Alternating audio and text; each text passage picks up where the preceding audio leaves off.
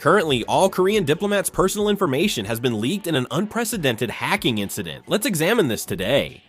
Let's take a look. The scale of the hacking incident that occurred in the National Diplomatic Academy's online education system is growing larger.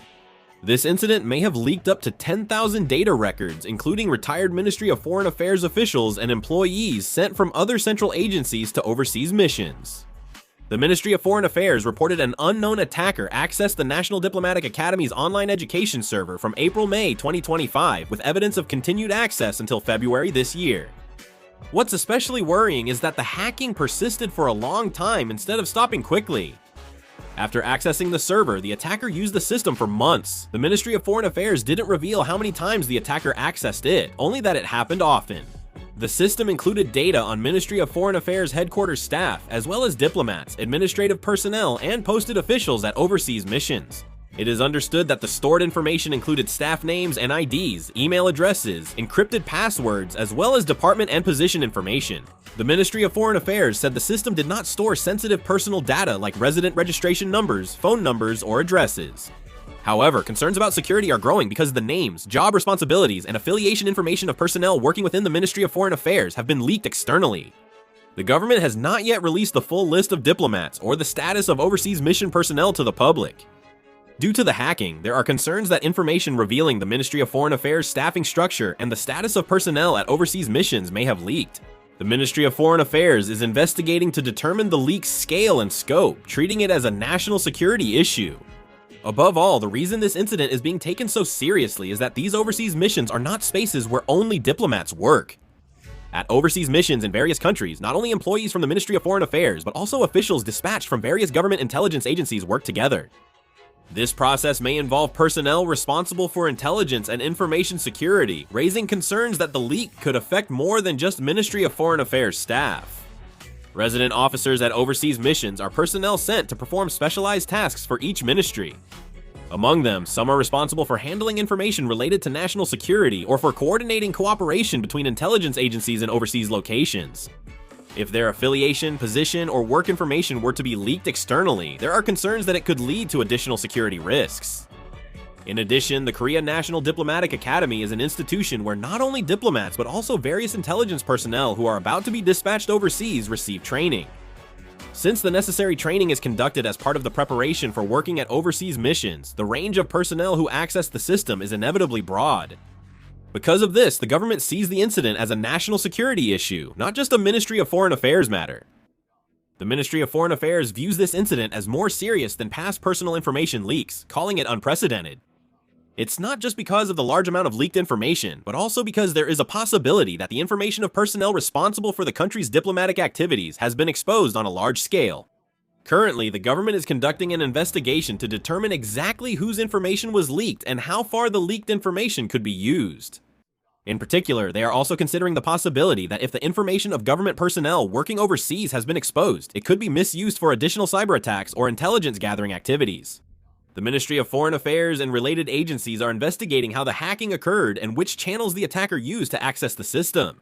The Ministry of Foreign Affairs believes that this attack exploited an undisclosed security vulnerability known as a zero-day vulnerability, which even the software manufacturer was not aware of at the time. The Ministry of Foreign Affairs said the attacker used this vulnerability to access the system and then operate as if fully authorized, making it hard for standard security checks to spot anything unusual.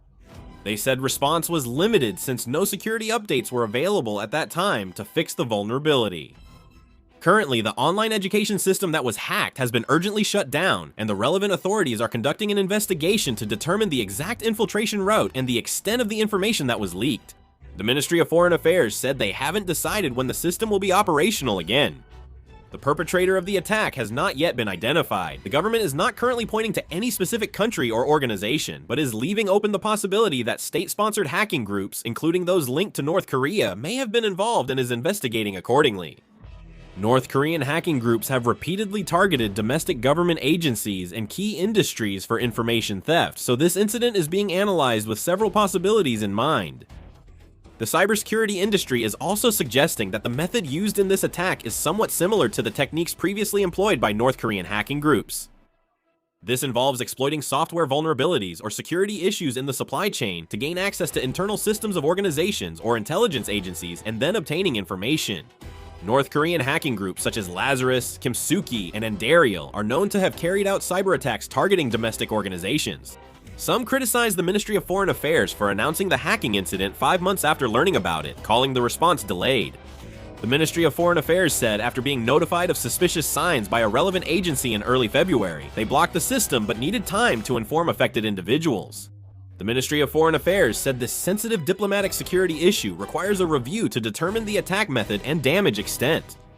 They explained it was difficult to notify retired officials or officials posted overseas who returned to other ministries because their old email accounts were inactive.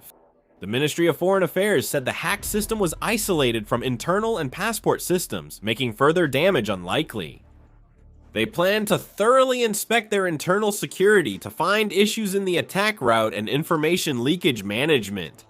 But here's an important question: why did hackers target diplomats' information? The leaked information in this incident differs from financial data or resident registration numbers, which can directly cause monetary harm.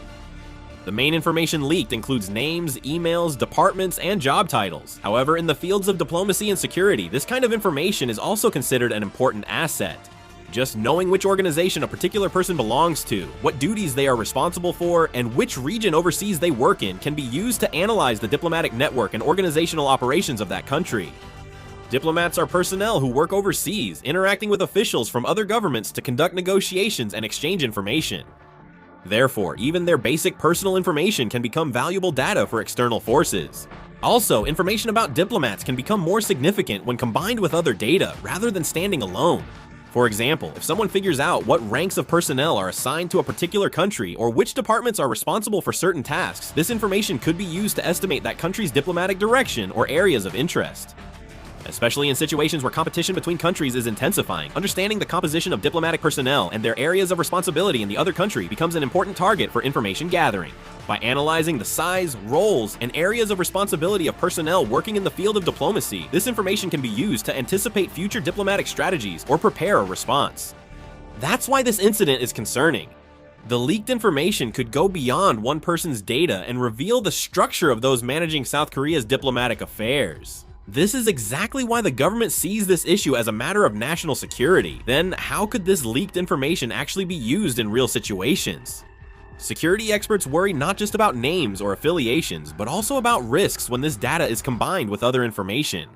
Another concern is the exposure of both email addresses and affiliation information. Attackers can use public information along with leaked data to craft more targeted attacks.